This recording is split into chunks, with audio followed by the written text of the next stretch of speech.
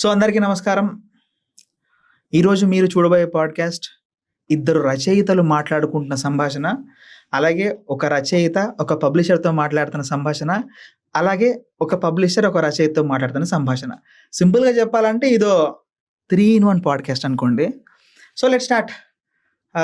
Hello విద్మహి గారు.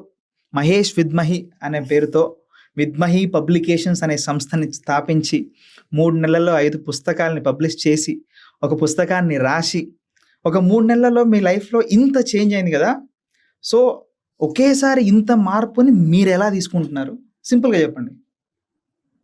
I never predicted. అంటే like 5 పుస్తకాలు కౌంట్ ఇవేవి చూడలేదు కానీ బట్ సమ్వేర్ సమ్హౌ ఒక పబ్లికేషన్ హౌస్ స్టార్ట్ చేయాలని ఎప్పటి నుంచో లాంగ్ బ్యాక్ నుంచి ఉండే. బట్ కానీ దానికి ఇప్పుడు టైం వచ్చిందేమో అని అనిపించింది. సో పబ్లికేషన్ స్టార్ట్ చేయడం ఆలస్యం. లైక్ యాజ్ రైటర్గా నీ పుస్తకం కానీ నేను రాసింది కానీ మిగిలిన రైటర్స్ పుస్తకాలు కానీ ఆల్ ఆఫ్ ఇషరన్ అన్నీ ఒక్కసారిగా తీసుకురావాల్సి వచ్చింది because of Hyderabad book fair. So కాబట్టి అప్పుడు అనిపించింది కానీ కొంచెం కష్టం అనిపించింది పబ్లిషింగ్ వెంటనే అన్ని పుస్తకాలు. But now was so happy that అన్ని పుస్తకాలు మంచి ఆధారంతో ప్రేక్షక ఆధారంతో వెళ్తుంది కాబట్టి. Okay, great. సో ఇప్పుడు మీరు బుక్స్ పబ్లిష్ చేసిర్రు, పబ్లిషింగ్ హౌస్ స్టార్ట్ అయింది. మీ మొదటి పుస్తకంగా మీ పబ్లిషింగ్ హౌస్లో మొదటి పుస్తకంగా నేను రాసిన సీత రాసిన రామాయణం రిలీజ్ అయింది. తర్వాత మనకి ఒక కృష్ణుడు దొరకాలి మీరు రాసిన పుస్తకం రిలీజ్ అయింది. తర్వాత బామ్మగారు, నాన్న గుర్తింపు లేని సైనికుడు, ఇలా పుస్తకాలు వస్తున్నాయి. ఇలా వరుసగా అసలు గ్యాప్ లేకుండా పుస్తకాలని పబ్లిష్ చేసే ప్రాసెస్లో మీరేమైనా మిస్టేక్స్ చేశారా? ఒకవేళ మీకు తెలియకుండా మీరు చేసిన మిస్టేక్స్ ఏమైనా ఉంటే ఆ మిస్టేక్స్ గురించి మాట్లాడండి. అంటే మీరు ఫ్యూచర్లో కరెక్ట్ చేసుకోబోయే మిస్టేక్స్. ఎందుకంటే మనం ఇంత సక్సెస్ చూసినప్పుడు ఆ సక్సెస్ కోసం మనం చేసే ప్రయత్నంలో మనం చేసే చిన్న చిన్న తప్పులు అనేవి చాలా పెద్దగా తగులుతూ ఉంటాయి. సో మీకు అలా తగిలిన మిస్టేక్స్ ఏమన్నా చెప్పండి. అంటే మిస్టేక్స్ ఈజ్ లైక్ మన ఎఫర్ట్స్ అన్నీ పెట్టాం. లైక్ పబ్లికేషన్ హౌస్ స్టార్ట్ చేసిన తర్వాత బుక్ స్టాండర్డ్స్ని, బుక్ స్థాయి తగ్గిపోకుండా ప్రింట్ క్వాలిటీ ఎవ్రీథింగ్ చూసుకున్నాం. కానీ చిన్న చిన్న అక్షర దోషాలు కొన్ని చోట్ల కొన్ని పుస్తకాల్లో వచ్చాయి. మేబీ ప్రూఫ్ రీడింగ్లో కావచ్చు, or else number of times దాన్ని రీకరెక్ట్ చేసే ప్రాసెస్లో అవచ్చు. కొన్ని అక్షర దోషాలు రావడం తప్ప nothing else like major mistakes లాంటిది ఏంటి నేను చూడలేదు సింపుల్. కాకపోతే బుక్ టు బుక్ ఆ స్పేస్, ఈ క్యాలిక్యులేషన్స్ ఇవేవి నేను మనసులో పెట్టుకోలేదు. లైక్ ఇప్పుడు ఒక బుక్ వచ్చింది, వెరీ నెక్స్ట్ ఇంకొక 1 monthలో ఒక 20 daysలో ఇంకో బుక్ వస్తుంది, దీని ఇంపాక్ట్ దానిపైన ఉంటుంది కదా, దాని ఇంపాక్ట్ దీనిపైన ఉంటుంది కదా, ఇలాంటి ఏ క్యాలిక్యులేషన్స్ లేవు. Because each individual story has their own identity and their own soul. So నీ సీత రాసిన రామాయణం అవ్వచ్చు, మనకి ఒక కృష్ణుడు దొరకాలి రాసింది అవ్వచ్చు, నాన్న గుర్తింపు లేని సైనికుడు అవ్వచ్చు, బామ్మగారు బడి నేర్పని పాఠాలు, ఈ నాలుగు డిఫరెంట్ జానర్స్ని టచ్ చేసిందని నమ్ముతున్నాను నేను. ఆడియన్స్ దగ్గరికి వెళ్ళేసరికి దానికి చాలా చాలా మంచి రెస్పాన్స్ వచ్చింది. ట్రూ. బికాజ్ పబ్లికేషన్స్లో నేను పబ్లికేషన్ స్టార్ట్ చేయాలనుకున్నప్పుడు బేసిక్గా ఫస్ట్ బుక్గా మనకి ఒక కృష్ణుడు దొరకాలి అనే బుక్తో రావాలనుకున్నా. బట్ నీకు గుర్తుందో లేదో లైక్ నాదెందుకో రాసే ప్రయత్నంలో కొంచెం చిన్న డిలేస్ వస్తూ ఉంటే నేను నిన్ను వెయిట్ చేయించడం ఇష్టం లేక, సంప్రీత్ నీ కథ ముందుకెళ్ళిపోదాం పబ్లికేషన్ హౌస్లో, నీది అనేది ఏం లేదు, ఏ కథ అయినా పర్లేదని నేను అడిగిన రోజు లైక్ అప్పటికి నీ డ్రాఫ్ట్ కంప్లీట్ అయిపోయింది, పూర్తిగా అయిపోయింది. సో పబ్లిషింగ్ హౌస్ నుంచి నేను చేయాల్సిన పని ఏంటి అంటే ఆ డ్రాఫ్ట్ని ఫుల్ ప్లెడ్జ్డ్ స్క్రిప్ట్ని లాక్ చేయడం మాత్రమే నా చేతుల్లో ఉండే. సో దాని గురించి మన డిస్కషన్ ఏదైతే జరిగిందో it was like okay, felt A book అయితే ఏంటి, నాదైతే ఏంటి, నీదైతే ఏంటి, ఏ రైటర్ అయినా లైక్ పబ్లికేషన్ నుంచి వచ్చే ఫస్ట్ బుక్ ది బెస్ట్గా ఉండగలిగితే చాలు అనే నేను ఫీల్ అయ్యా. సో కాబట్టి దాని రిజల్ట్ నువ్వు చూస్తున్నావు ఇప్పుడు మనకు కనిపిస్తూనే ఉంది. So I was so happy that first పబ్లికేషన్స్లో వచ్చిన ఫస్ట్ బుక్ అంత ఆదరణ. సోషల్ మీడియాలో ర్యాండమ్గా నేను ఎక్కడ చూసినా ఎవ్రీ 3 to 4 reelsకి సీత రాసిన రామాయణం అనే బుక్ గురించి వింటున్నా నేను పర్సనల్గా. అది నీకు ఎలా అనిపించింది? సీత రాసిన రామాయణం బుక్ రాసే ముందు నేను అంటే సింపుల్గా చెప్పాలంటే సీత రాసిన రామాయణం బుక్ ఇంతమందికి చేరుతుంది అనేది నేను ఎప్పుడు అనుకోలే. అంటే నీకు కూడా తెలుసు, ఎందుకంటే నేను ఫస్ట్ ఎడిషన్ 1000 కాపీలకి వెళ్దామంటే 1000 ఎందుకు, అప్పుడే 1000 ఎవరు పోతారు, 500 కాపీస్కి వెళ్ళిపోదామని అన్నా నేను. లేదు నన్ను నమ్ము నువ్వు వెళ్తుందని అన్నావు. వెళ్తున్న తర్వాత నేను అనుకున్నా సరే బుక్ ఫేర్ ఉంది కదా వెళ్ళిపోద్ది అనుకున్నా. బుక్ ఫేర్కి ముందే అన్నీ అయిపోయి మళ్ళీ ఎడిషన్ల మీద ఎడిషన్లు వేసుకుంటాం అనేది లిటరల్గా నేను ఎక్స్పెక్ట్ చేయని విషయం ఇది. ఇప్పుడు సోల్డ్ అవ్వడం ఒక విషయం, జనరల్గా బుక్స్ అనేవి ఇన్ని నెంబర్ ఆఫ్ బుక్స్ వెళ్తున్నాయి, ఇట్లా రివ్యూస్ వస్తున్నాయి అమెజాన్లో, అది ఒక విషయం. కాకపోతే ఒక 300 నుంచి 400 మంది నాకు ఫోన్ చేసిండ్రు. అంటే తెలిసి చేసినో తెలియక చేసినో బుక్లో నా ఫోన్ నెంబర్ పెట్టిన. 300 నుంచి 400 మంది ఫోన్ చేసిండ్రు. కాబట్టి ఒక 300 to 400 పీపుల్తో నాకు ఒక లైవ్ ఇంటరాక్షన్ ఉంది నా బుక్ గురించి. అందులో యంగ్ వాళ్ళు ఉన్నారు, మిడిల్ ఏజ్ వాళ్ళు ఉన్నారు, ఓల్డ్ ఉన్నారు, మేల్ ఉన్నారు, ఫీమేల్ ఉన్నారు, అందరూ ఉన్నారు. సో నాకు బుక్ గురించి వాళ్ళు చెప్పే క్రిటిసిజం కానీ లైక్ ఒక చిన్న క్రిటిసిజం నాకు వచ్చి ఉండొచ్చు ఈ బుక్ గురించి. నాకు ఈ పుస్తకంలో ఈ పదం వాడడం నచ్చలేదు అని అన్నారు. అది సింపుల్. ఒక దగ్గర రామ్ వాళ్ళ అత్తయ్య సీత వాళ్ళ అమ్మ రామ్ని వాడు అని సంబోధిస్తుంది. ఒకటే దగ్గర సంబోధిస్తుంది వాడు అనే పదం. ఆ వాడు అనేది అండర్లైన్ చేసి ఈ పదం రామ్ అనే వ్యక్తి పైన వాడడం నాకు నచ్చలేదని 3 మెసేజ్ చేశారు నాకు. తర్వాత నేను ఆలోచించిన అరే కరెక్టే కదా. కాకపోతే నేను అంటే ఇక్కడ ఏంటంటే అమ్మ ప్రేమతో వాడు అని పిలిచింది అదే ఆ ప్రేమతో అత్తయ్య అల్లుని పిలిచింది తప్పులేదు. అంటే యద్భావం తద్భవతి అంటారు. మేబీ అంటే నువ్వు ఇంటెన్షనల్ గా రాసింది కాదు, బట్ అది చెప్పవా ఆడియన్కి ఎవరైతే? నేను చెప్పాను, వాళ్ళకి చెప్పింది ఏంటంటే ఒక మనిషి ఎమోషన్స్ కి మాట్లాడే మాటలకు సంబంధం ఉండదు. లైక్ ఎంతో క్లోజ్ మనిషి అయినా సరే మనం కోపంలో ఉన్నప్పుడు బాధలు ఉన్నప్పుడు మాట జారుతాం. మాట జారినంత మాత్రాన ఆ ఎమోషన్ ఆ మనిషి మీద ఉందని కాదు కదా. ఒక 10 నిమిషాల తర్వాత మళ్ళీ అదే ప్రేమ వస్తుంది. సో ఆ ఎమోషన్ లోనే ఆ సందర్భం అలాంటిది, ఆ సందర్భంలో ఆమె అలా అంది అని చెప్పాను అనమాట. చెప్తే కాకపోతే నాకేమనిపించింది అంటే మనం సీత రాసిన రామాయణం అని పేరు పెట్టినాం, రాముడు సీత అన్నాం. సో రామ్ని అలా అనేవారికి అలా తీసుకున్నారేమో అంటే అనిపించింది నాకు. అంటే నాకు ఇప్పుడు టైటిల్ విషయంలో సీత రాసిన రామాయణం కదా. అవును. సో రామాయణం, సీతాదేవి, రాముడు ఈ క్యారెక్టర్లతో ఏదో కథ చెప్తున్నాడు, పురాణాల నుంచే ఇన్స్పిరేషన్ తీసుకున్నాడను లేకపోతే సంథింగ్ జనాల్ని నేను మ్యానిపులేట్ చేసి టైటిల్ అవుతుంది అని ఎప్పుడన్నా ఏ రోజున నువ్వు అనుకున్నావా? లైక్ అంటే don't judge a book by its cover అంటారు కదా, but people nowadays are judging book by its cover. కాకపోతే లోపల నీ బుక్ లో ఎంత స్టఫ్ ఉన్నా, నీ కథలో ఎంత దమ్మున్నా, దాని సేలబిలిటీ అనేది ఒకటి ఉంటుంది. దాన్ని సేల్ చేయాలంటే పుస్తకం పైన ఆ టైటిల్, ఆ కవర్ పేజ్ అట్రాక్టివ్ గా ఉండాలి. 100%. దానికోసం నువ్వు ఎక్కడైనా నేను లోపల కథ చెప్పాలనుకున్న దాన్ని చెప్పడం కోసం ముందు లైక్ ఆ టైటిల్లో మ్యానిపులేటెడ్ గా ఏదన్నా నేను పెట్టానన్నా ఎప్పుడైనా నాట్ ఈవెన్ 1 moment ఎప్పుడన్నా అనిపించిందా నీకు? ఆ టైటిల్ పెట్టిన తర్వాత కానీ, పెట్టాలని ఆలోచన వచ్చిన తర్వాత కానీ అసలు ఇది జనాలకు నచ్చుతుందా లేదా అని ఎప్పుడు ఆలోచించాల. ఫస్ట్ పాయింట్ ఏంటంటే నాకు గుర్తున్న పాయింట్ ఒకటి, ఏదో ఆడియో లాంచ్ లో తిరిగి మాట్లాడుకుంటూ అంటాడు, అత్తారింటికి దారే సినిమాకు, అరే పవన్ కళ్యాణ్ సినిమాకు అత్తారింటికి దారేదని టైటిల్ ఎందుకు పెట్టిర్రు అంటే, త్రివిక్రమ్ అన్నాడు ఏమన్నాడంటే, నేను ఒకసారి ఆ కథ తెలుసుకున్న తర్వాత ఆలోచిస్తే అత్తింటికి ఈయన వెళ్తాడు, అత్తారింటికి దారేది అనేది కథ చెప్తుంది కదా, ఎంతకన్నా మంచి టైటిల్ ఏముంటది అంటాడు. నా పాయింట్ అదే, ఇక్కడ సీత రాముడి కథ చెప్తుంది, రాముడి కథ రామాయణం అయినప్పుడు సీత చెప్పే రాముడి కథ సీత రాసిన రామాయణం అవుతుంది కానీ ఇంకేమవుతుంది? సో నేను కథనే చెప్తాను. ఇప్పుడు కవర్ పేజ్ చూసుకున్నా కూడా మన కవర్ పేజ్ మీద ప్రతి ఆర్ట్, అందులో ఉన్న ప్రతి ఇలిస్ట్రేషన్ ఉన్న ప్రతి ఆర్ట్ మన కథను ఇండికేట్ చేస్తుంది. సో పుస్తకం ఒకసారి చదివిన తర్వాత కవర్ పేజ్ ని చూస్తే అరే కథ మొత్తం కవర్ పేజ్ మీద మనిషి కన్వే చేసిండు కదా అని అర్థమవుతుంది. అది నువ్వు నాకు ఫస్ట్ టైం కవర్ పేజ్ పంపించిన రోజు మన ఇద్దరు కవర్ పేజ్ గురించి మాట్లాడుతాం. టైటిల్ కంటూ ఒక స్పేస్ పైన ఉంటుంది అప్పటి పాటలో, కింద మొత్తం కన్వే చేసావు. నువ్వు నాతో అన్న మాట నాకు గుర్తుంది ఏంటంటే, అక్కడ కూడా ఆ స్పేస్ ని కూడా మనం వాడుకుందాం ఇంకేదన్నా ఆడియన్స్ కి కన్వే చేయడానికి అని నువ్వు అన్నప్పుడు నేను నీతో అన్న మాట గుర్తుందా? లైక్ ఆ స్పేస్ ఉండని, లెట్ ఇట్ బి. ఆ స్పేస్ ని ఫీల్ అవ్వగలిగితేనే మొత్తం కవర్ పేజ్ లోనే చెప్పడం కూడా మనకి వద్దు సంప్రీత్ అని నేను మాట్లాడను.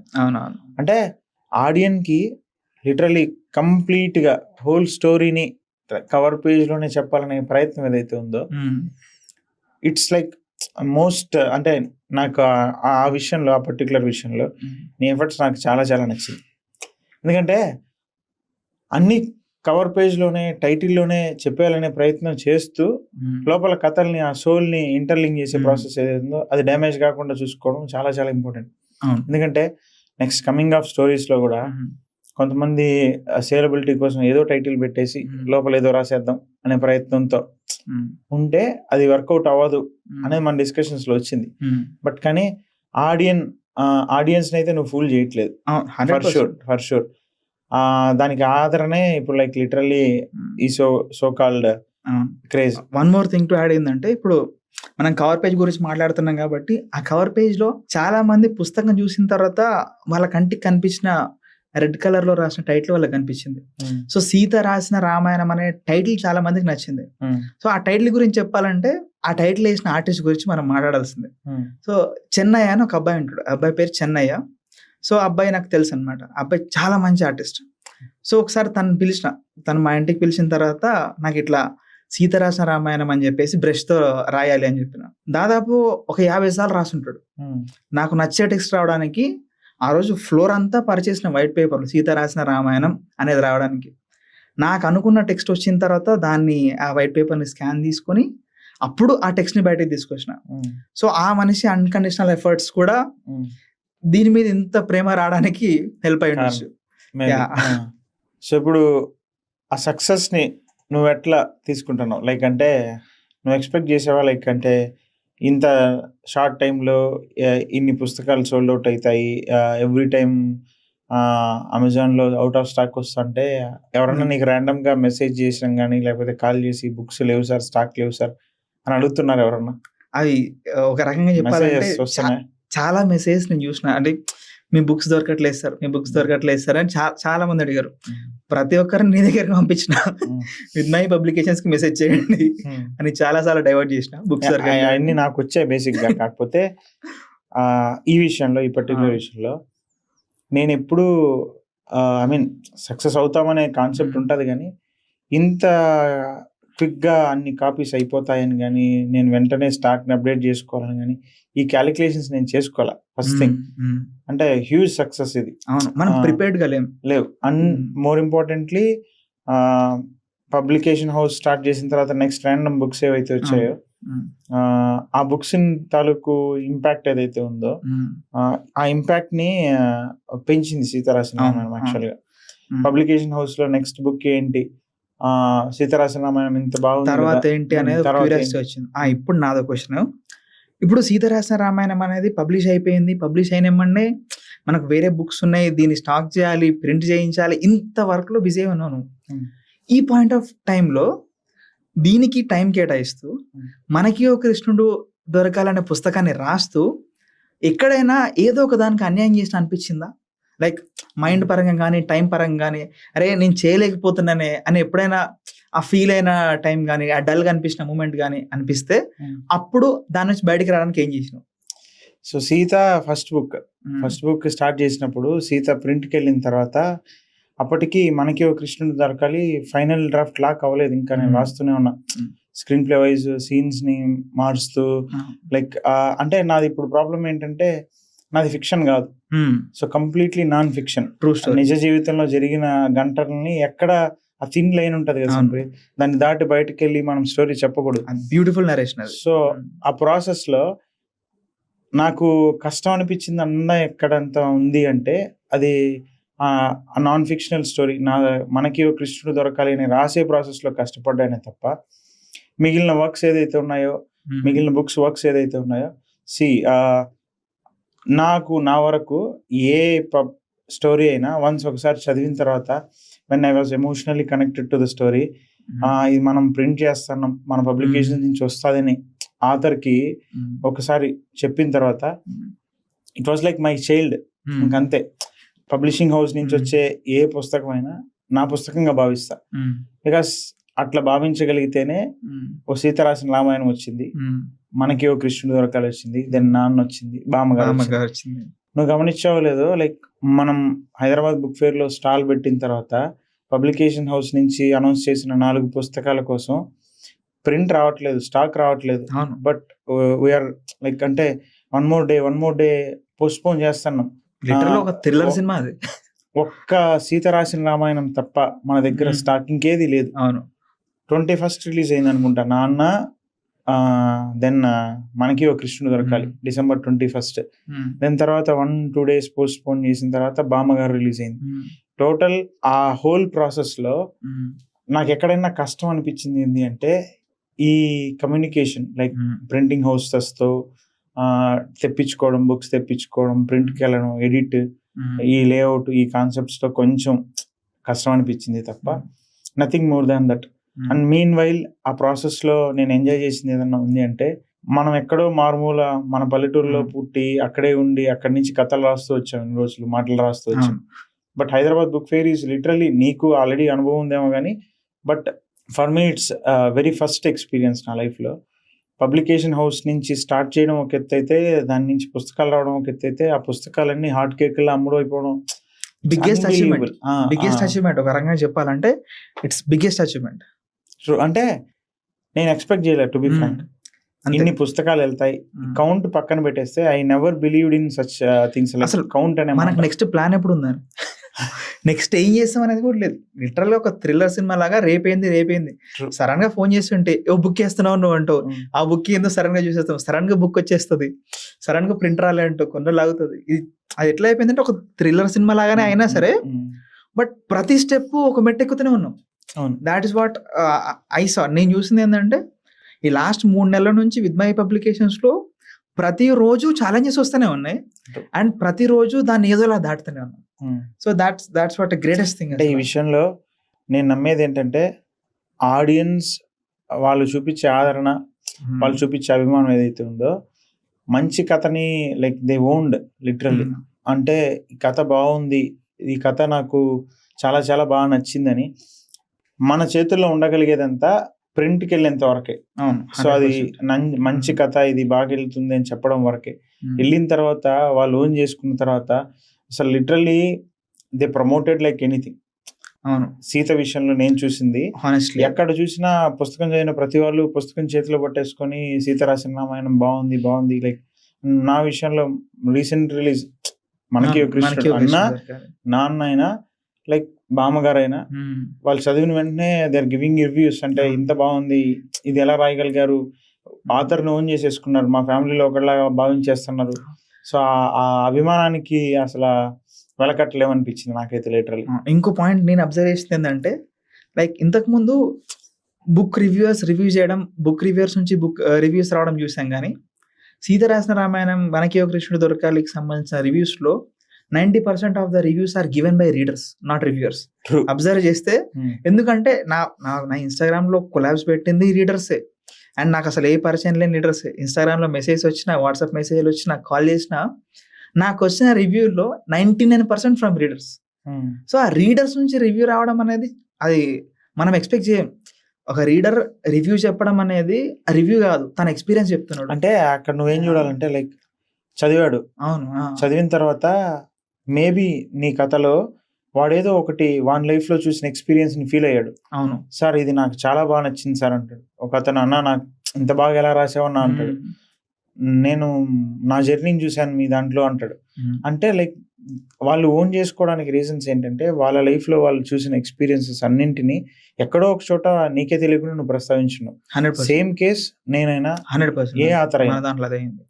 సో ఇప్పుడు ఇంకా ఇప్పుడు సింపుల్ థింగ్ ఏంటంటే, మనం బుక్స్ రాసినాం. సో ఇప్పుడు సరే రివ్యూస్ వస్తున్నాయి, మంచిగా బాగుందని చెప్తున్నారు, బాగా రాసినాం అంటున్నారు, అవన్నీ చెప్తున్నారు. ఇప్పటిదాకా బాగాలేదని ఎవరైనా చెప్పిర్రా? లైక్ ఎవరన్నా సరే అసలు మీ బుక్ చదివినా, సో మీ బుక్ లో నాకు ఇది నచ్చలేదు అని చెప్పినరా? చెప్తే దాన్ని మీరు ఎట్లా తీసుకున్నారు? నాకు చెప్పారంటే, అంటే it's like completely non fiction. నా జీవితంలో జరిగిన కథ చెప్పాను.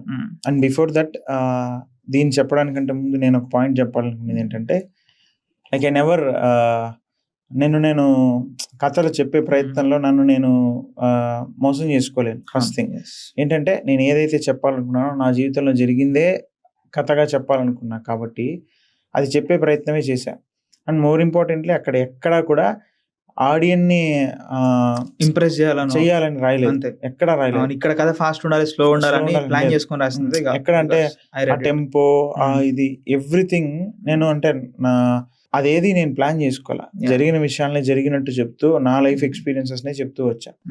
బట్ కానీ ఇప్పటి వరకు ఒక 2-3 మెంబర్స్ చెప్పారు. అంటే డైరెక్ట్ గా నాతో కాల్లో కానీ మెసేజ్ లో కానీ చెప్పింది కదా, ర్యాండమ్ గా ఇన్స్టాగ్రామ్ లో నాకు కమెంట్స్ లో వచ్చింది చెప్తాను. ఐ ఎక్స్పెక్టెడ్ సంథింగ్ అండి, మనకి ఒక కృష్ణుడు దొరకాలి అన్నారు, నాకు అక్కడ కృష్ణుడు కనిపించలేదు అన్నట్టు చెప్పారు. అది నేను ఆ స్టేట్మెంట్ లోనే తెలిసిపోయింది నాకు, ఇది నేను మనసుకి తీసుకోవాల్సిన విషయం కాదు పాయింట్ కదా. అంటే మనకి ఒక కృష్ణుడు దొరకాలి, సో మనకి ఒక కృష్ణుడు దొరకాలి అన్నప్పుడు ఆ కృష్ణుడి గురించే చెప్తారు నేను అనుకున్నాను. కానీ మీరు ఏదో మీ లైఫ్ చెప్తున్నారు, మీ నాన్నగారి క్యాన్సర్ గురించి చెప్తున్నారు ఏంటి. నేను మధ్యలో ఆపేసాను పుస్తకం చదవడం, 20 పేజీలు చదివాక అన్నాడు. ఫస్ట్ చాప్టరే 20th పేజీ 20 అరౌండ్ వస్తుంది, ఫస్ట్ చాప్టర్ వరకే. That's the lead actually. కృష్ణుడి ఆ తత్వం గురించి వాటి గురించి చెప్పే ప్రయత్నంలో నా లైఫ్ లో నేను ఎంత నేర్చుకున్నాను భగవద్గీత ద్వారా అని చెప్పే ప్రయత్నంలో ఆడియన్స్ ని నా కథలోకి తీసుకురావడానికి ఫస్ట్ చాప్టర్. అవును, అంతవరకు కూడా చదవకుండా నాకు నేనేదో అనుకున్నా ఇంకేదో అయిందని ఒక కమెంట్ వచ్చింది. అయినా రియల్ స్టోరీస్ జడ్జ్ చేసేవి కదా, ఎక్స్పీరియన్స్ చేసేవి నా పాయింట్ ఆఫ్ వ్యూలో. సేమ్ సీత రాసిన రామాయణం కూడా నాకు బుక్ ఫెయిర్ లో ఉన్నప్పుడు ఒక రీడర్ వచ్చారనమాట. లైక్ తను ఎక్స్పీరియన్స్ డెత్ బుక్ మహాభూమి బుక్ కూడా చదువున్నారు నా బుక్స్. సో తను నా దగ్గరకు వచ్చిన తర్వాత సీత రాసిన రామాయణం బుక్ గురించి మాట్లాడాలి మీ దగ్గర అని చెప్పి పిలిచారు. పిలిచిన తర్వాత కొంచెం డల్గానే ఫేస్ ఉన్నది. నేనేమన్నానంటే, భయ్యా అసలు నేను ఎక్స్పెక్ట్ చేయలేదు నీ నుంచి, అసలు ఎక్స్పీరియన్స్ డెత్ అనేది ఒక లెవెల్ ఫిలాసఫీ, అసలు డెత్ గురించి మరణం మాట్లాడుతున్నాను రాసినావు, అసలు మహాభూమి అనేది అదొక డిఫరెంట్ కాన్సెప్ట్, బట్ నీ నుంచి ఇంత నార్మల్ కాన్సెప్ట్ ఎక్స్పెక్ట్ చేయలేదు, లైక్ ఇంకా హయ్యర్ ఇంకా కాంప్లెక్స్ రాస్తావేమో అనుకున్నా, సో నాకు ఇది అంత సాటిస్ఫైయింగ్ అనిపించలేదు అన్నాడు.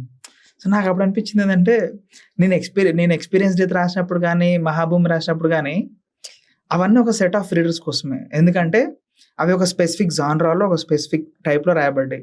సీత రాసిన రామాయణంలో ఒక యూనివర్సల్ ఎమోషన్ ఉంది. సో ఆ యూనివర్సల్ ఎమోషన్ ఉంది కాబట్టి యూనివర్సల్గా అందరికీ కనెక్ట్ అయిందని నేను నమ్ముతున్నా ఆ పాయింట్ ఆఫ్ టైంకి. బట్ తను అట్లా అనగానే నాకు ఒక సెకండ్ అనిపించింది అనమాట, నిజంగానే నేను కొంచెం లైక్ ఆ జోన్ నుంచి బయటకు వచ్చేసి నార్మల్ కథ ఏమైనా రాసినా, లేకపోతే ఇది నా కథ కాదా అని. కాకపోతే నాకు అప్పుడు కొంచెం ఆలోచించిన తర్వాత నాకు అర్థం, నేను ఆయనకు చెప్పేసిన, సో మేబీ మీ ఎక్స్పెక్టేషన్స్కి రీచ్ అయి ఉండకపోవచ్చు, నెక్స్ట్ బుక్ మళ్ళీ రీచ్ అవ్వడానికి ట్రై చేస్తా అని చెప్పేసి తనకు చెప్పేసిన అనమాట.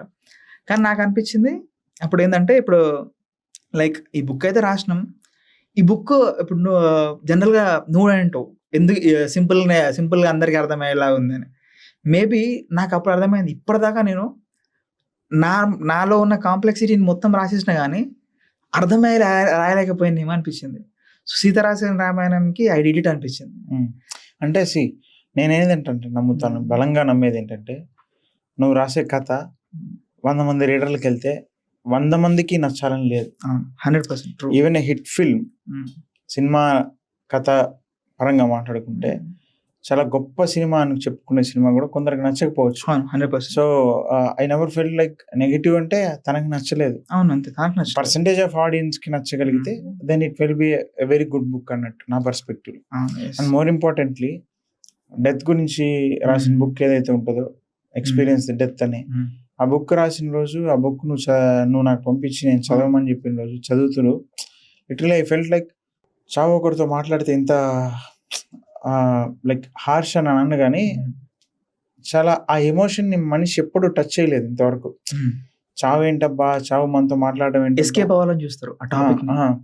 లిటరల్లీ ఈ విషయం నేను నీతో పర్టికులర్ గా డిస్కస్ చేయాలనుకున్న విషయం ఏంటంటే, మా నాన్నకి క్యాన్సర్ నడుస్తుంది, కీమోథెరపీ నడుస్తున్నప్పుడు నువ్వు నాకు ఫస్ట్ టైం మెసేజ్ చేసావు, మహాభూమి బుక్ కి ముందు మాట రాయాలి, లైక్ ర్యాండమ్ గా ఒక వీడియో ఏదో చూశాను మీది, నాకు నచ్చింది, మీరు రాస్తే బాగుంటుందని నాకు పంపించు.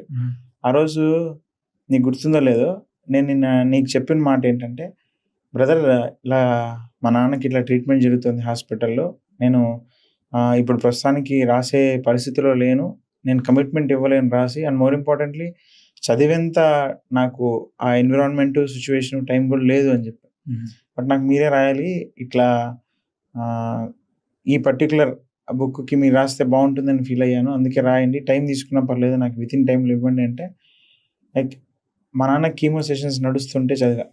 అది నీకు దాని తర్వాత మనం మాట్లాడుతూ లైక్ సేమ్ క్యాన్సర్తో ఆ జర్నీ నాకు తెలుసు అని దాని తర్వాత నువ్వు మాట్లాడావు. సో ఆ ప్రాసెస్లో అది చదువుతూ నాకెందుకో ఆ 3.5 hour sessions, 4 long hour sessions జరుగుతాయి కదా కీమోకి ఇచ్చేటప్పుడు. ఆ టైంలో ఆ 4 hours కంప్లీట్ చేశా బుక్ చదవడం కంప్లీట్‌గా. అంటే ఆపి చదివాను. బట్ పూర్తిగా చదివిన తర్వాత నేను ఇలా రాస్తాను నీకు పర్లేదని. బట్ నాకెందుకో ఆ జర్నీ, ఆ హోల్ జర్నీలో దాని తర్వాత వచ్చింది ఎక్స్‌పీరియన్స్ డెత్. నేను ఏదైతే 3.5 year, 4 yearsలో హాస్పిటల్స్‌లో, ఆ రూమ్స్‌లో చుట్టూ ఉండే ఎన్విరాన్మెంట్, పేషెంట్స్ నేను ఏదైతే చూసానో అన్నీ నువ్వు రాసావు బుక్‌లో, ఎక్స్‌పీరియన్స్ డెత్ బుక్‌లో. చావు మాట్లాడితే ఎలా ఉంటుందని. బట్ నేను ఎక్కువ కనెక్ట్ అయింది ఆ పుస్తకానికి. ఆ పుస్తకం చదివాక ఎవ్రీ పర్సన్ వాడి లైఫ్‌లో ఏదో ఒక టైంలో చావు అనేది యాక్సెప్ట్ చేయక తప్పదు. బట్ కానీ చావుని తీసుకోవడానికి ఎలా అనే పర్స్పెక్టివ్‌లో చావుని ఎలా తీసుకోవాలి అంటే we're not prepared for death. 100% we're not prepared. అంటే నాకు బేసిక్‌గా రాజమౌళి గారి ఐడియాలజీ ఫిల్మ్ మేకింగ్‌లో కొంచెం చాలా ఇంప్రెసివ్‌గా అనిపించేది ఏంటంటే, ఇతిహాసాల నుంచి ఆ రెఫరెన్సెస్ తీసుకుంటూ, మహాభారతం మైథాలజీ క్యారెక్టర్స్ రెఫరెన్సెస్ తీసుకుంటూ, హీరో క్యారెక్టర్స్ గానీ, విలన్ క్యారెక్టర్స్‌ని డిజైన్ చేస్తుంటాడు. నాకు వన్ పర్టిక్యులర్ థింగ్ ఇక్కడ నీకు చెప్పాలనిపించింది ఏంటంటే, విక్రమార్కుడులో ఒక డైలాగ్ ఉంటది. చావంటే భయం లేదా అని. చావంటే నాకు భయమే, కాకపోతే చచ్చిపోయే ముందు నా మూతి మీద చిరునవ్వు ఉండాలి, నా చెయ్యి నా మీసం మీద ఉండాలి సార్ అంటాడు. అంటే చావుని యాక్సెప్ట్ చేసేసిన మనిషి మాట్లాడితే ఎలా ఉంటది చావు గురించి. రవితేజ గారి పాత్ర అది. లైక్ అంటే భగవద్గీతలో శ్రీకృష్ణుడు డెత్ గురించి చెప్పేది కూడా అదే. అంతే సింపుల్. నాకెక్కడ ఆ ఎమోషనల్ కనెక్టివిటీ వచ్చింది అంటే, నీ ఎక్స్పీరియన్స్ డెత్ చదివినప్పుడు కానీ, నేను పర్సనల్లీ భగవద్గీత చదివిన రోజుల్లో రాజమౌళి గారికి ఎందుకు ఎక్కువ కనెక్ట్ అయ్యానంటే, నేను లైక్ ఆయన మనకి చెప్పకుండానే భగవద్గీత చాలా చెప్పాడు ఆయన సినిమాల్లో. లైక్ పునరపి జననం పునరపి మరణం అంటారు కదా, ఈగ సేమ్ కాన్సెప్ట్ దాదాపు. నాని గారి పాత్ర చచ్చిపోయి ఈగకి మళ్ళీ వస్తాడు. ఆ పాత్ర ఏదైతే ఉందో అది కంప్లీట్లీ లైక్ మన ఇతిహాసం. నాకు ఎక్కువ చాలా చాలా ఎక్కువ ఇష్టపడింది అంటే, ఒక ఊహ వచ్చిన తర్వాత బాగా సినిమాలను ఇష్టపడుతూ చూసిన టైంలో నేను ఎక్కువ ఇష్టపడ్డది ఏంటంటే, రాజమౌళి గారి ఆ మెటాఫర్స్, మహాభారతం మెటాఫర్స్, ఆ పాత్రల మెటాఫర్స్. అంటే భగవద్గీత ఎక్కడో ఒక చోట అక్కడక్కడ టచ్ అవుతూ వెళ్తూనే ఉంటది. లైక్ సింహాద్రిలో ఒక డైలాగ్ ఉంటుంది. బిగినింగ్లో నాజర్ గారి పాత్రతో చెప్పిస్తే డైలాగ్ ఒకటి ఉంటుంది. నలుగురి మంచి కోసం నేను చావడానికైనా ఒకరిని చంపడానికైనా నేను సిద్ధమంటాడు. లిటరల్లీ. అంటే నువ్వు భగవద్గీతని అంత కొంచెం డెప్త్గా చూడగలిగితే అదే కదా, అదే పాత్ర, ఆ ఇన్స్పిరేషన్స్ తోనే సింహాద్రి సినిమాలో ఎన్టీఆర్ గారి పాత్ర కంప్లీట్ గా అలానే ఉంటది. అదే ఐడియాలజీ, నలుగురి కోసం, నలుగురి మంచి కోసం నేను చావడానికైనా ఒకరిని చంపడానికైనా సిద్ధమే. ధర్మో రక్షితి రక్షిత అదే కదా. సో అంటే చావుని ఎక్స్పీరియన్స్ చేయగలగాలి అని ఎవడు కోరుకోడు. బట్ వన్ డే చావు అనేది మన దగ్గరకు వస్తే you should in a position where you should accept it 100%. కాకపోతే మనం ఈ భూమి మీద పుట్టి పెరిగి అన్ని బంధాలని, అమ్మ నాన్న, అక్క చెల్లి తమ్ముడు, ఫ్రెండ్షిప్, భార్య భర్త, పిల్లలు, ఇన్ని బంధాలని ఇచ్చేసిన తర్వాత వీటన్నిటిని కాదనుకొని బయటకు వెళ్ళే ప్రాసెస్ ఉంటుంది చూసావు, దాన్ని కొంచెం అదే బాధ ఇస్తుంది. చావు బాధ కాదు. సో సింపుల్గా ఎక్స్పీరియన్స్ డెత్ టైంలో అసలు ఎక్స్పీరియన్స్ డెత్ అనేది మరణం ఎట్లా మాట్లాడుతుందో నాకు ఎట్లా తెలుసు. సో నేను ఒక 3 సంవత్సరాలు క్యాన్సర్ హాస్పిటల్లో ఉన్నప్పుడు, నేను మా ఫాదర్ క్యాన్సర్తో ఉన్నారు. At the same point of time normal government cancer hospital నుంచి సమ్ రిచ్ జూబ్లీహిల్స్లో ఉన్న క్యాన్సర్ హాస్పిటల్ వరకు అన్ని హాస్పిటల్స్లో ఉన్నప్పుడు ప్రతి హాస్పిటల్లో నేను కామన్గా చూసిన విషయం ఏంటంటే మనుషులు చనిపోవడం. అక్కడ మనుషులు చనిపోతున్నారు, చనిపోయే ముందు వాళ్ళ ఎమోషన్స్ అన్నిటిని నేను చూసిన, నేను ఎక్స్పీరియన్స్ చేసిన లైఫ్లో. సో నాకు అక్కడ ఏ అసమానతలు లేవు కదా, అంతే, మనిషిలా ఉన్నాడు అక్కడ. అసమానతలు లేవు, ఈగోలు లేవు, గొడవలు లేవు, ఏం లేవు. నాకు అనిపించింది ఇక్కడ బతికేదేదో అక్కడ బతికితే బాగుంటది కదా. సో ఎక్స్పీరియన్స్ డెత్ అని రాయడానికి, ఎక్స్పీరియన్స్ డెత్ అనే దాంట్లో మీరు 3 ఛాంబర్స్ ఉంటాయి. ఒకటి ఏంటంటే నేను డెత్ని ఎట్లా చూసుకున్నానే పర్స్పెక్టివ్, డెత్ మాట్లాడితే ఎట్లుందనే పర్స్పెక్టివ్, జడ్జిమెంట్ పరంగా అకారణానందంలో ఒక పాత్రను తీసుకొచ్చి రాసిన పర్స్పెక్టివ్. సో ఈ 3 పర్స్పెక్టివ్స్లో అసలు నాకు మా నాన్న చనిపోయిన తర్వాత నేను తీసుకున్న పాయింట్ అంటే నేను ఎట్లా ఎక్స్పీరియన్స్ చేసిన డెత్, నా మనిషి అంటే నా లైఫ్లో ఒక పార్ట్ అయిన ఒక మనిషి నా లైఫ్లో నుంచి సడన్గా వెళ్ళిపోవడం అనేది నేను ఎట్లా ఎక్స్పీరియన్స్ చేసిన అంటే, అప్పటిదాకా నా పేరు సంప్రీత్ ఉండింది, ఆ తర్వాత సంప్రీత్ శివయ్య నీలి అయింది. సింపుల్. ఆ రోజు నుంచి ఈ రోజు దాకా ఎవరికి చెప్పినా ఎక్కడ రాసినా సంప్రీత్ శివయ్య నీలి అని రాస్తాను. నీతో ఉన్నాడు, నీలోనే ఉన్నాడు. సంప్రీత్ శివయ్య నీలి అనే పేరు ఇప్పుడు అది పేరు, శివయ్య నీలి నాలో ఉన్నాడు.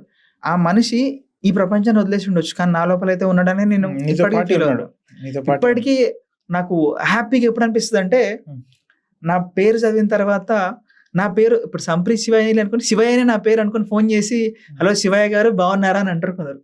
చాలా బాగా అనిపిస్తుంది. అంటే ఏంది, అరే మనిషి ఉన్నాడా ఆడ.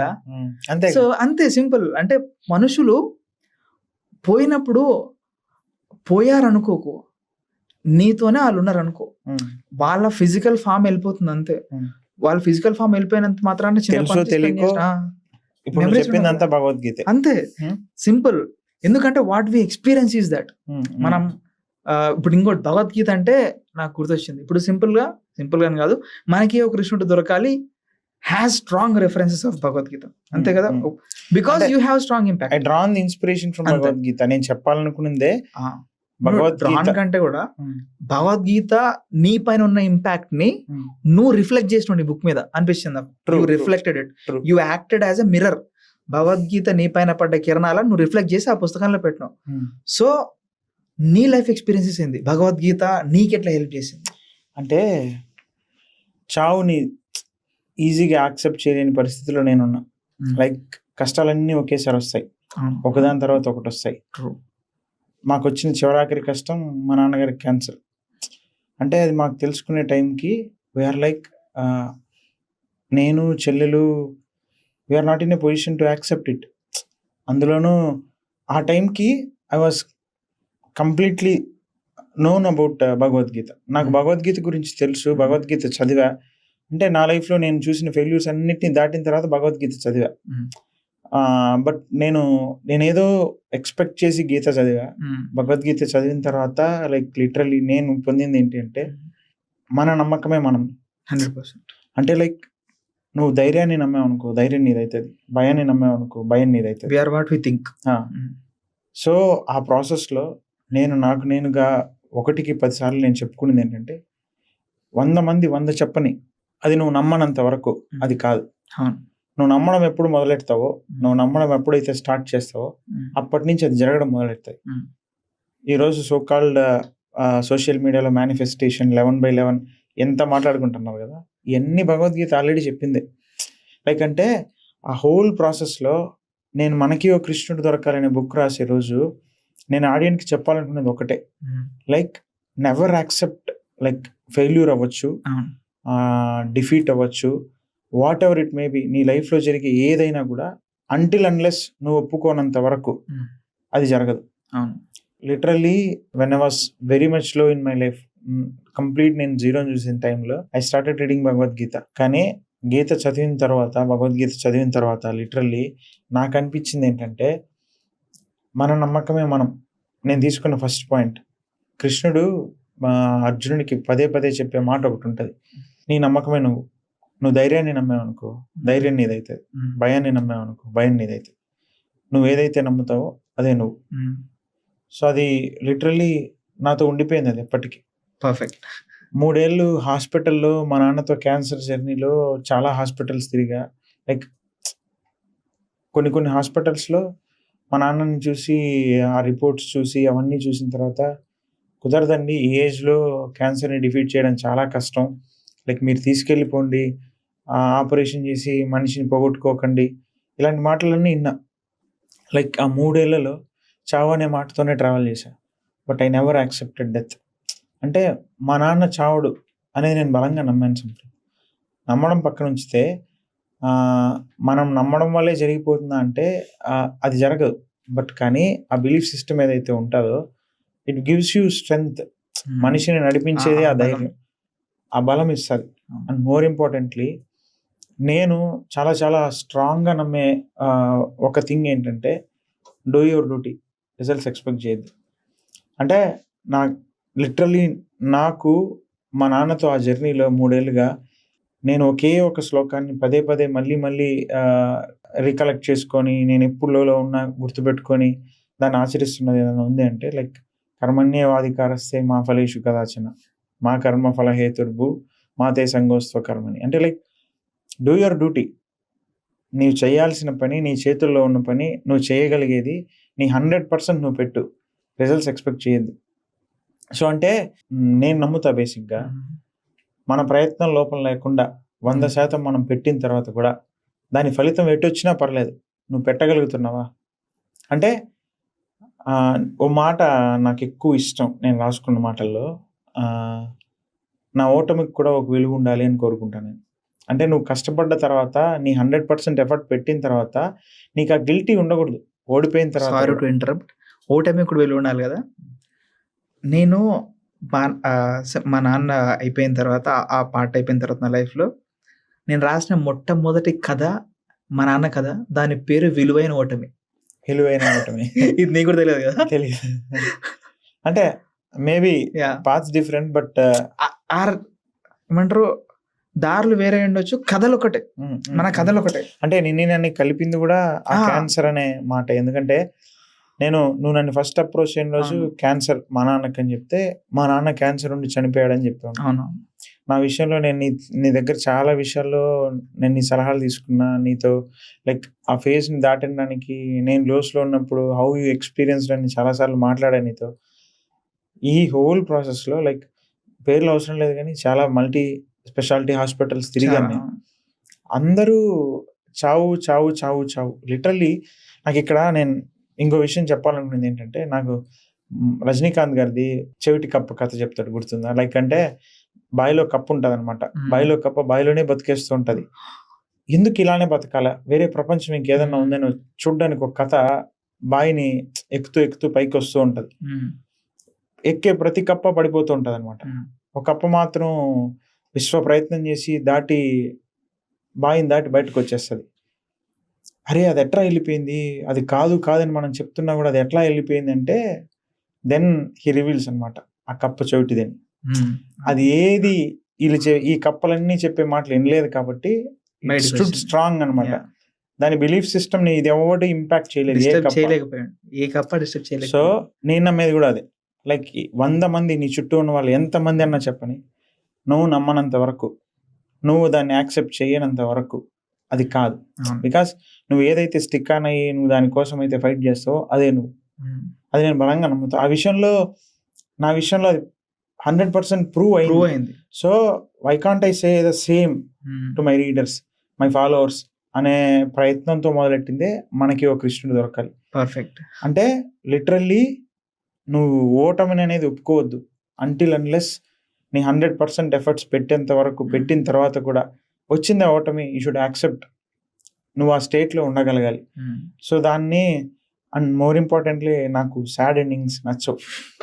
నీకు గుర్తుందో లేదో, సీతారాసిన రామాయణం కథ కంప్లీట్ ఫైనల్ డ్రాఫ్ట్ వచ్చిన రోజు సంప్రీత్ నాకు ఎందుకు ఈ సాడ్ ఎండింగ్, ఫస్ట్ బుక్ నేను సాడ్ ఎండింగ్తో పోదలుచుకోలేదు, దీనికి ఏమైనా ఆల్టర్నేట్స్ ఉన్నాయా, ఆర్ఎల్స్ క్లైమాక్స్ ఏమన్నా మాడిఫికేషన్స్ చేయొచ్చా అంటే, లైక్ నాకు నువ్వు చెప్పింది ఒకటి ఏంటంటే, నేను ఒక చోట ఫుల్ స్టాప్ పెట్టాను కథకి. బట్ నువ్వు అడుగుతున్నావు కాబట్టి, కథలో మార్పులు చేర్పులు ఏం అవసరం లేదు అంటున్నావు కాబట్టి, ఆ ఫుల్ స్టాప్ తీసి ఇంకొంత దూరం ట్రావెల్ చేసిన తర్వాత ఆ కథను అక్కడ ఆపుతా, అక్కడ ఒక ఫుల్ స్టాప్ పెడతా. అది నీకు ఓకే అయితే మనం వెళ్దామని. బట్ ఆ ఫుల్ స్టాప్ అనేది కొంచెం ఆడియన్కి కానీ చదివే వ్యక్తికి కానీ ఎవరికైనా ఆ సాటిస్ఫాక్షన్ ఉంటుంది, ఓ తృప్తి ఉంటుంది ఎండ్కి అని అనిపిస్తుంది. అది నేను చాలా చాలా లైక్, అంటే ఓ మాట ఉంటుంది కదా, లైక్ చివరికి అంతా మంచిగా జరుగుతుంది, అలా జరగలేదంటే అది చివరిది కాదు అని. సో చివరికి మంచిగా జరుగుతుంది ఫర్ షూర్, నేను అది నమ్ముతా. అంటే నాకు ఆ సాడ్ ఎండింగ్ నచ్చదు. సో అది ఒక్కటే రీజన్, నేను నీ కథలో నాకు ఈ క్లైమాక్స్ నచ్చలేదని చెప్పడానికి కూడా. But it went well. మళ్ళీ మనం దానికి తగ్గట్టుగా ముందుకు వెళ్ళిపోయినాం, రాసుకున్నాం. అండ్ సీతారామ రామాయణం కొంచెం చాలా ఒక ఇంట్రెస్టింగ్ విషయం చెప్పాలంటే, సీతారామ రామాయణం రైటింగ్ జర్నీ కొంచెం డిఫరెంట్ ఉంటుంది. ఎందుకంటే అంతకుముందు డెత్ అనే బుక్ రాసుకున్న తర్వాత, లైక్ డెత్ అనే బుక్ చెప్పాలంటే గోకర్ణ వెళ్ళిన అనమాట. గోకర్ణ వెళ్ళేదే లైక్ పితృకర్మ లాంటివి చేస్తూ ఉంటారు అక్కడ. So most of the people అలానే ఉంటది అక్కడ. ఆ గోకర్ణ మొత్తం తిరుగుతూ ఆ గోకర్ణ జర్నీలో రాసిన బుక్కే ఎక్స్పీరియన్స్ డెత్. సో ఆ ఎక్స్పీరియన్స్ డెత్ తాలూకు హెవీనెస్ ఉండిపోయింది నాలో. ఆ హెవీనెస్ ఉండిపోయి ఒక కైండ్ ఆఫ్ డిటాచ్మెంట్ వచ్చేసి నేను ఒక 2 months ఏం రాయలేకపోయినా. సో ఒక పాయింట్ ఆఫ్ టైంలో అరే నేను కూర్చొని రాయాలి అని చెప్పేసి నేను ప్రిపేర్డ్గా ఉన్నా. ప్రిపేర్డ్గా ఉన్న తర్వాత ఒక కథ ప్రిపేర్గా ఉన్న తర్వాత రాసిన కథ సీత రాసిన Ramayanam. To be precise, Sita రాసిన రామాయణం అనే కథ మొదటి అక్షరం రాసేటప్పుడు ఏం జరుగుతుందో నాకు తెలీదు. కథ మధ్యలో రీడర్స్కి తెలుసు అండ్ నీకు తెలుసు ఒక ఇన్సిడెంట్ జరుగుతుంది, మెయిన్ ఇన్సిడెంట్. ఆ కీ ఇన్సిడెంట్కి ముందు సీన్ రాసేటప్పుడు కూడా తర్వాత ఆ ఇన్సిడెంట్ రాస్తాను నాకు తెలియదు. It was return in 13 hours. 13 గంటల్లో రాత్రి మొదలు పెడితే ఉదయం దాకా రాసిన కథ సీత రాసిన రామాయణం. స్ట్రీమ్ ఆఫ్ కాన్షియస్నెస్ అంటారో ఏమంటారో తెలీదు. నాకు అనిపించినట్టు రాసుకుంటూ పోతే ఆయన కథ సీత రాసిన రామాయణం. తర్వాత మనం పుస్తకంగా మార్చడానికి ముందు కొంచెం చాప్ చేయడం, తర్వాత కొంచెం చాప్ చేయడం చేసేసుకొని ఒక బుక్ లా చేసేసినాం. కానీ but it was a single sitting story. 13 గంటల్లో రాశానంటాను కాబట్టి నేను నిన్ను ఒకటి అడగాలి.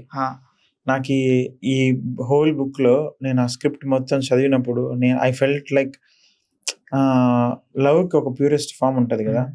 సెకండ్ ఛాన్స్ గురించి మాట్లాడావు, ఆ ప్యూరిటీ ఇన్ లవ్ మాట్లాడావు, women being a one man women, Sita పాత్ర అంత స్ట్రాంగ్ గా రాసావు కదా. లైక్ ఈ పాత్రలన్నీ రాసే ప్రయాణంలో నీకు తారసపడిన మనుషుల నుంచి తీసుకున్న ఎక్స్పీరియన్స్ ఏనా ఇది? షూర్ మనుషుల నుంచి. అంటే ప్రేమ అనేది నాకు ప్రతిసారి డిఫరెంట్ గానే అర్థమైంది. ఎందుకో నాకు తెలియదు.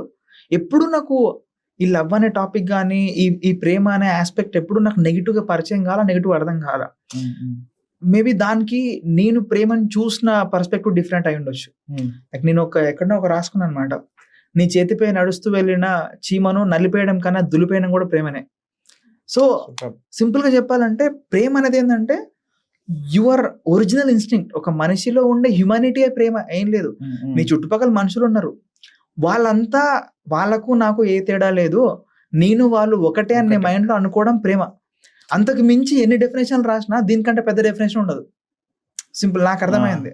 ఎందుకంటే ఒక మనిషిని ఇంకొక మనిషి ఎవరైనా సరే ఆ మనిషిని నువ్వు నీలాగే చూడగలిగితే అది ప్రేమ.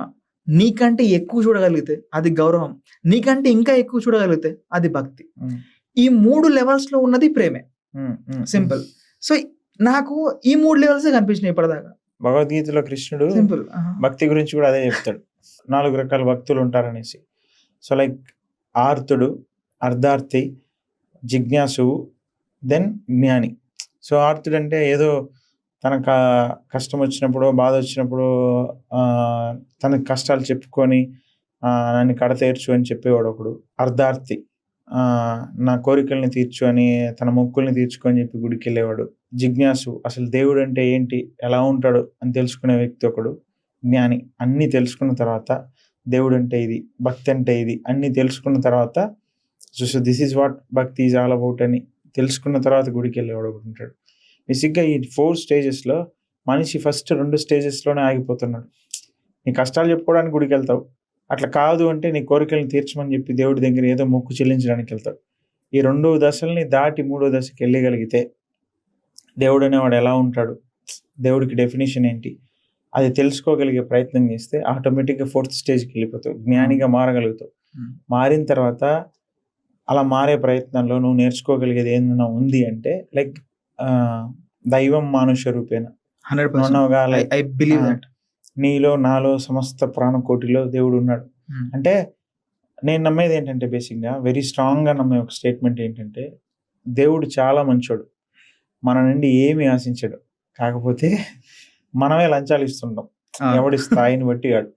నువ్వు 10 రూపాయలు ఇవ్వచ్చు, నేను 25 రూపాయలు ఇవ్వచ్చు, బయట ఇంకోడు ఉండిలో 1 కోటి రూపాయలు ఇవ్వచ్చు. తన స్థాయిని బట్టి ఎవడికి వాడు లంచాలు ఇస్తున్నట్టే దేవుడికి. కానీ దేవుడు ఎక్కడ ఎప్పుడు నాకు నువ్వు ఇది ఇవ్వు అని నుండి ఏది ఆశించాడు, అంతేనా? కలేజాలో సదాశివ సన్యాసి సాంగ్లో లిరిక్స్లో వస్తుంది, నీలోనే కొలువు ఉన్నాడు నిన్ను దాటి పోనే పోడు. లైక్ ఆ మాటను అర్థం చేసుకోవడానికి ఒక జీవితకాలం పడుతుంది మనిషికి. 100%. ఆయన రాయడానికి ఎంత లైఫ్ని ఎక్స్పీరియన్స్ చేస్తుంటే ఆ పాటలో, ఆ లిరిక్స్లో ఆ మాట వస్తుంది. సో లైక్ ఇవన్నీ నేను కంక్లూడ్ చేస్తానే ఎక్కడో స్టార్ట్ అవుతుంది సంప్రీత్, ఎక్కడో స్టార్ట్ అవుతుంది నా ట్రావెల్, నా స్టోరీ. లైక్ ఓపెనింగ్ ఎక్కడో మా నాన్నకి క్యాన్సర్ ట్రీట్మెంట్ స్టార్ట్ చేసే చోట స్టార్ట్ చేసి క్లైమాక్స్ వచ్చేసరికి నేను నమ్మే సిద్ధాంతాలు, ఆ ఫిలాసఫీ, మూఢనమ్మకాలు, మనిషి తాలూకు ఇంప్రెషన్స్ ఏదైతే ఉంటుందో అది, ఆ హోల్ జర్నీలో నేను నేర్చుకున్న Bhagavad Gita, the importance of Gita in day to day life ఇవన్నీ ప్రస్తావిస్తూ నా పర్టికులర్ ఫిలాసఫీని చెప్తూ కంక్లూడ్ చేసిన పుస్తకం మనకి ఓ కృష్ణుడు దొరకాలి. But I felt so happy that జనం ఆదరిస్తున్నారు. నేను చెప్పాలనుకున్న ప్రయత్నాన్ని ఆదరిస్తారో లేదో అనే మీమాంసలో రాసిన సందర్భాలు కొన్ని ఉన్నాయి. But they accepted as it is. I felt like నాకు వస్తున్న మెసేజెస్లో అన్నిట్లో నేను ఎక్కువగా మెసేజెస్ రిప్లై ఇచ్చినవి, తిరిగి మాట్లాడినవి, కాల్స్లో రిసీవ్ చేసుకున్న వాటిల్లో నేను ఎప్పటి నుంచో భగవద్గీత బుక్ తీసి కొనిపెట్టుకున్నాను, చదవడానికి నాకు మనసు రావట్లేదు. బట్ మీ పుస్తకం చదివిన తర్వాత నాకు ఆ భగవద్గీత చదవాలనే యాంటిసిపేషన్, ఆ ఇంట్రెస్ట్ని పెంచింది మీ పుస్తకం అంటున్నారు.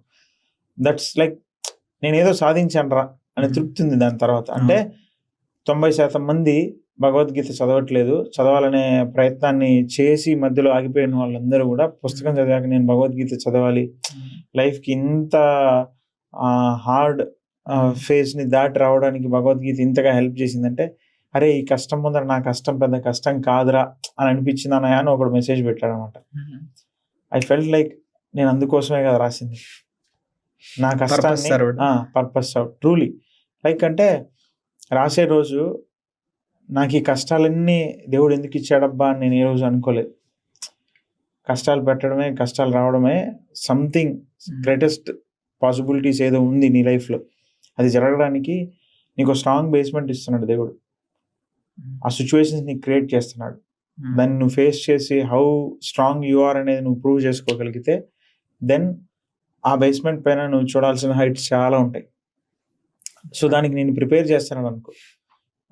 బిలీవ్ మీ, కష్టం పెట్టే ప్రతిసారి నీ ఓటమిని చూడడానికైతే ఆ కష్టం రాదు. నువ్వు గెలవాలని, గెలిచి నిలవాలని మాత్రమే నీకు వచ్చే కష్టం. గెలిచి నిలబడు, అనుకున్నది సాధించి ఖచ్చితంగా తీరుతావు. మై గో టు మంత్ర అదే సంప్రీత్. లైక్ అంటే నువ్వు చేయగలిగింది చేస్తూ నీ 100% నువ్వు ఎఫర్ట్స్ నువ్వు పెట్టావా, రిజల్ట్స్ పాజిటివ్గా రాని నెగిటివ్గా రాని, నువ్వైతే ఓడిపోలేదు. సో అది చెప్పడానికే పుస్తకం రాసా, ద పర్పస్ సౌడ్ నువ్వు అన్నట్లు. పర్ఫెక్ట్. ఇక్కడ నేను కంక్లూడ్ చేయాల్సింది ఏంటంటే, లైక్ ఇంత హోల్ జర్నీలో నువ్వు ఇప్పుడు ప్రస్తుతానికి సీత రాసిన రామాయణం దగ్గర ఆగిపోయావు. అవును. ముందు చాలా కథలు రాశావు. నేను రాసింది నా మొదటి పుస్తకం. తర్వాత ఇంకొకరికో అన్న మీ పబ్లికేషన్స్ నుంచి నాకు బుక్ని పబ్లిష్ చేయాలంది అని వచ్చే మెసేజెస్ ఎక్కువయ్యాయి.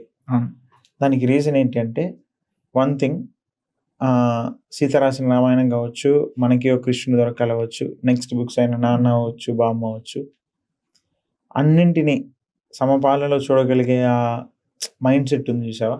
Like I was so happy that నేను ఎప్పటి నుంచో కోరుకునే ఒక ఎన్విరాన్మెంట్ ఏంటంటే, నువ్వు నా పుస్తకాన్ని నాదిగా నువ్వు ఓన్ చేసుకోగలగాలి, నీ పుస్తకాన్ని నేను నాదిగా ఓన్ చేసుకోగలగాలి.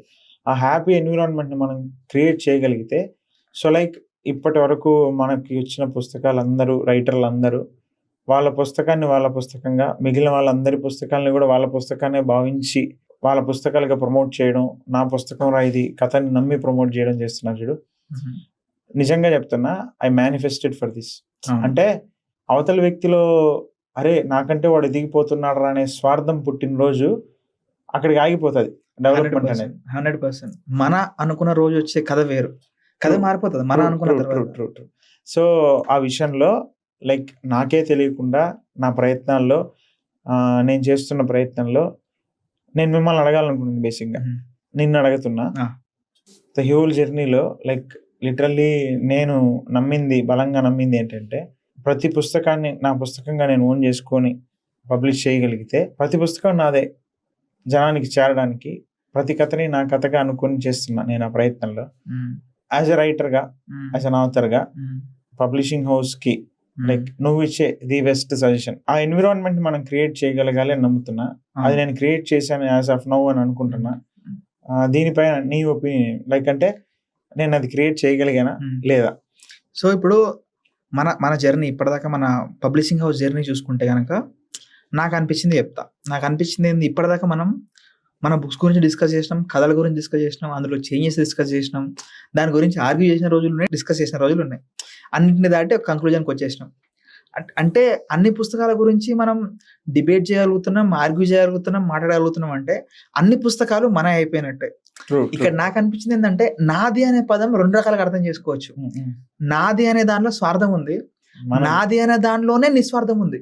అంటే ఒక అమ్మ ఈ కుటుంబం నాది అనడంలో స్వార్థం కాదు, అది నిస్వార్థం, అంతే కదా. సో ఈ నిస్వార్థం అందరం ఇది నాది అనుకుంటున్నాం, అంటే ఈ అన్ని పుస్తకాలు నావి అనుకుంటున్నాం, అన్ని పుస్తకాలు మనవి అనుకుంటున్నాం. మనవి అనుకొని మనం మాట్లాడిన దాంట్లో డిస్టర్బెన్సెస్ ఎప్పుడు రాలా, మహా అయితే హెల్దీ డిస్కషన్స్ అయినాయి కావచ్చు. నాకు అనిపించింది ఆ డిస్కషన్స్ వల్ల ఇంత బెటర్ అయిందేమో. సో మనం ఈ జర్నీ ఇట్లే కంటిన్యూ చేయగలిగితే, అంటే చేస్తాం అనుకో, ఈ జర్నీ ఇట్లే కంటిన్యూ చేస్తాం, ఇంకో ఆప్షన్ లేదు నాకు. సో ఇది మన అనే ఫీలింగ్ అయితే క్రియేట్ అయింది. నాకు అనిపించింది మన అనేది ఒక ఫీలింగ్, ఒకసారి వచ్చిన తర్వాత అది పోదు. సో మనం స్టార్ట్ అవడమే మన స్టార్ట్ చేసినాం కాబట్టి అన్ని పుస్తకాలు మన పుస్తకాలు అయిపోయి ప్రతి ఒక్కరు ఇన్ని పుస్తకాలు రాసిన రచయితగా కొంచెం నంబర్ పెద్దగానే సరే బాగా సక్సెస్ అవ్వాలని నేనైతే ఎక్స్పెక్ట్ చేస్తున్నా. అండ్ ఇప్పటిదాకా నేను ముందు కొన్ని బుక్స్ పబ్లిష్ చేస్తున్నా కాబట్టి లైక్ నేను అప్రోచ్ అయినా, నేను వేరే పబ్లిషర్ని అప్రోచ్ అయిన రోజులు కూడా ఉన్నాయి. వేరే పబ్లిషర్ని అప్రోచ్ అయినప్పుడు లైక్ మహాభూమి మీద ఒక ఇన్సిడెంట్ చెప్తా. మహాభూమి మహాకావ్యం బుక్ని ఒక పబ్లిషర్ని అప్రోచ్ అయినప్పుడు లైక్ అక్కడి నుంచి నాకు వచ్చిన రెస్పాన్స్ ఏంటంటే ఇది ఇంకొక 60 పేజీలు పెంచాలి అన్నారు. నాకు అర్థం కాల 60 పేజీలు పెంచడం ఏంది, తర్వాత ఇందులో ఉన్న బొమ్మలు తీసేయాలి, బొమ్మలు తగ్గించేసేయాలి, 60 పేజీలు పెంచాలన్నారు. నేను కష్టపడి ఒక 2 వారాలు ఆ ఇమేజెస్ అన్ని డిపెక్ట్ చేసుకొని, ఇమాజిన్ చేసుకొని, క్రియేట్ చేసుకొని, అంటే అందులో ఉన్న 6 క్యారెక్టర్లు అయితే 6 క్యారెక్టర్లకి మా ఫ్రెండ్స్ ఫేస్లు, మెయిన్ క్యారెక్టర్కి నా ఫేస్ పెట్టి అంత కష్టపడి చేసుకున్నాక ఇవి తీసేయండి అంటున్నారు. అసలు నేను అడిగిన, సరే ఇప్పుడు ప్రాబ్లం ఏముంది అంటే, లేదు వర్ణనలు తక్కువైనా ఇంకొంచెం వర్ణించాలి అన్నారు. ఇంకా నాకు అప్పుడు అదొక హెల్దీ డిస్కషన్ లాగా అనిపించాల. అంటే ఇక్కడ 2 ఉండాలి, ఒక రచయిత పాయింట్ ఆఫ్ వ్యూ ఒకటి ఉంటుంది, పబ్లిషర్ పాయింట్ ఆఫ్ వ్యూ ఒకటి ఉంటుంది. ఈ 2 పాయింట్ ఆఫ్ వ్యూస్ కలిసి ఒక ప్రోడక్ట్ బయటికి రావాలి, కానీ ఒక పాయింట్ ఆఫ్ వ్యూ కరెక్ట్ అనుకోవడం నాకెందుకు అది కరెక్ట్ కాదనిపించింది. సో అక్కడ నేను ఒకటి ఎక్స్పీరియన్స్ చేసిన. ఆ తర్వాత ఇంకొక పాయింట్ ఆఫ్ టైంలో నేను కూడా కొంచెం స్టబ్ అనుకున్నా. ఇప్పుడు లైక్ నేను రాసిన దాన్ని నేను మార్చను అనే టైప్లో నేను ఎక్స్పీరియన్స్ డెత్ అప్పుడు అనుకున్నా. ఎక్స్పీరియన్స్ డెత్ అప్పుడే నేను రాసిన తర్వాత మరీ ఫిలాసఫీకి వెళ్ళిపోయింది, too much deeper. Black colour cover పెడితే ఎవరు కొంటారు, ఎక్స్పీరియన్స్ డెత్ అని పెడితే ఎవరు కొంటారు అనే నాకు చాలా సజెషన్స్ వచ్చినాయి. ఇంకోలా పెట్టొచ్చు కదా, పాజిటివ్గా పెట్టొచ్చు కదా అని చెప్పేసి నేను లేదు, నేను ఇలాగైనా వెళ్తా అని చెప్పేసి. సో ఈ 2 ఇన్సిడెంట్స్లో నేను నేర్చుకున్నది ఏంటంటే, ఇలా మూర్ఖంగానూ ఉండకూడదు, అలా కూడా ఉండకూడదు. సో అల్టిమేట్ గా ఇద్దరు కలిసి ఒక పాయింట్కి రావడం అనేది నాకు చాలా మంచి అనిపించింది. అది సీతకు వర్కౌట్ అయింది. టు బి ఆనెస్ట్, అది సీతకు మనం చాలా డిస్కషన్స్ చేసుకున్నాం. సీత రాసిన రామాయణానికి అన్ని డిస్కషన్స్ లో అందరు ఆథర్స్ ఇన్వాల్వ్ అయి ఉన్నారు. ఇప్పుడు మన ఆథర్స్ ఇన్వాల్వ్ అయి ఉన్నారు. సో అల్టిమేట్ గా హెల్దీ డిస్కషన్స్ నుంచి ఒక హెల్దీ ప్రోడక్ట్, ఒక హెల్దీ లిటరేచర్ వచ్చింది అనుకోవచ్చు. హెల్దీ లిటరేచర్ అనే పదం ఇప్పటిదాకా వాడిన తెలియదు, కానీ మన పుస్తకాలు ఒక హెల్దీ లిటరేచర్ తో వచ్చినాయి. మనం by the end it should be served కదా. అవును, అంటే అది నేను నమ్మేది ఏంటంటే, పబ్లికేషన్ హౌస్ ప్రకారం, ఐ మీన్ నేను స్టార్ట్ చేసిన దానికి మోటోనే, అక్షరాన్ని ప్రేమించే వాళ్ళకి, అక్షరాన్ని అమ్మగా భావించే వాళ్ళకి ఇట్ షుడ్ బి సర్వ్డ్, వాళ్ళకి చేరాలి, అదే నేను నమ్మా. బట్ ఏదో ఒక కొత్త విషయాన్ని నేర్చుకోకపోతే ఆ వచ్చిన పుస్తకం ద్వారా దానికి అర్థం లేదనిపించింది. ముందప్పుడు చాలాసార్లు ప్రేమ కథలు వచ్చాయి కదా, మరి కొత్తగా ఈ సీత రాసిన రామాయణం ఏంటి, ఇందులో కొత్త ప్రేమ ఏముంది అంటే, నాకు యునీక్ అనిపించిన పాయింట్ ఏంటంటే, లైక్ రామాయణంలో సీతాదేవి అగ్ని పరీక్ష, దెన్ ఆఫ్టర్ మెనీ ఇయర్స్ చాలామంది చాలా రాసిన తర్వాత కూడా నాకు ఇందులో ఈ పర్టికులర్ సీత రాసిన రామాయణంలో నచ్చింది ఏంటంటే, షీ స్టూడ్ స్ట్రాంగ్. తన ప్రేమ కోసం, తన భర్త కోసం చివరి వరకు చాలా స్ట్రాంగ్గా నిలబడింది. ఒక ఇండిపెండెంట్ ఉమెన్గా నా భర్త జ్ఞాపకాలు, నా భర్త మెమొరీస్ చాలు అనే హోల్ ఐడియాలజీతో నిలబడింది చూడు.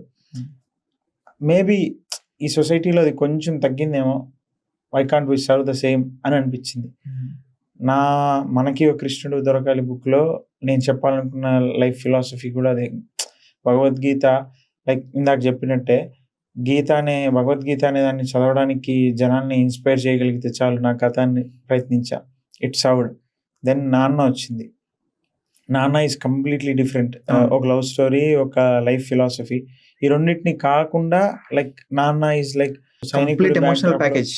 అది ప్రేమ, స్నేహం, అమ్మ నాన్న రిలేషన్స్, తండ్రి ఇంపార్టెన్స్, ఎవ్రీథింగ్ డిస్కస్ చేస్తూ, అది కూడా నీకు గుర్తుందా లేదో, డిస్కస్డ్ అనమాట. లైక్ దాని చాలా రాత్రులు డిస్కస్ చేసిన దాని గురించి. దెన్ బామ్మగారు book completely 2 extreme age groups వాళ్ళ మధ్య ఉన్న జర్నీ. సో ప్రాపర్ గా యాజ్ ఆఫ్ నౌ ఇప్పటి వరకు మన దగ్గర నుంచి వచ్చిన పుస్తకాలన్నీ 4 రకాలు అనిపించాయి. తెలిసి చేసినా తెలియకుండా చేసినా ప్రతి కథలో ప్రేమ ఉంది. అండ్ చాలా honest, pure and unconditional form of love ని, అంటే ఇందాక నువ్వు అన్నావు కదా, ఏదైనా ప్రేమే. అవును, మనిషి కథలన్నీ ప్రేమ కథలే. కానీ ఇందులో మనం టచ్ చేసిన డైవర్స్ పాయింట్ చూసుకుంటే, ఇక్కడ ఒక తండ్రి కథ చెప్పినాం, తండ్రి కొడుకు కథ చెప్పినాం, ఆ తర్వాత భార్య భర్త కథ చెప్పినాం, లైక్ అంటే బామ్మ కథ చెప్పినాం. ఆ ప్రేమలు అన్నిట్లో నిస్వార్థం అనే మాట ఉంది. అవును, నేను ఈ మాట ఎన్నిసార్లైనా చెప్పాలనుకునే మాట. ఎందుకంటే స్వార్థమే మనిషిని, ఎనీ రిలేషన్ ని చెడగొట్టే స్వార్థం. ఎక్స్పెక్టేషన్, నేను నీ నుంచి నేనేమి ఆశించకుండా చేయగలిగే ప్రయత్నం ఏదైతే ఉంటుందో, it should be like very healthy environment ని క్రియేట్ చేస్తుంది. సో ఆ నిస్వార్థం అనే పర్స్పెక్టివ్ లో నుంచి పుట్టిన కథలు ఇవన్నీ. బామ్మ ఆ పిల్లాడితో నిస్వార్థమైన ప్రేమ, తండ్రి కొడుకుతో నిస్వార్థమైన ప్రేమ, సీతకి రాముడితో నిస్వార్థమైన ప్రేమ, అర్జునుడికి కృష్ణుడితో కూడా నిస్వార్థమైన ప్రేమ. సో నిస్వార్థం అనే మాటతోనే నడుస్తుంది ఏదైనా. సో మన పబ్లికేషన్స్ లో అదే ఉంటదని కోరుకుంటున్నాను నేను కూడా. Thank you man, thank you for the healthy discussion. Thank you man. మళ్ళీ కలుద్దాం సీతకు తెలియని రావణుడితో. అక్షరాన్ని ప్రేమించే, అక్షరాన్ని అమ్మగా భావించే అందరి కోసం విద్మహి పబ్లికేషన్స్. ఒక మాట, ఒక పుస్తకం ఒక మనిషి జీవితాన్ని మార్చగలదని మీరు నమ్ముతున్నారా? నేను నమ్ముతున్నాను. అందుకే మా విద్మహి పబ్లికేషన్స్ ప్రారంభించాం. మా పుస్తకాలు కేవలం చదివేందుకు మాత్రమే కాదు, మీ మనసులో ఎప్పటికీ మిగిలేందుకు కూడా. చదవండి, చదివాక నచ్చితేనే నలుగురికి చెప్పండి. మరిన్ని గొప్ప కథలతో మిమ్మల్ని పలకరిస్తూనే ఉంటాం. Thank you.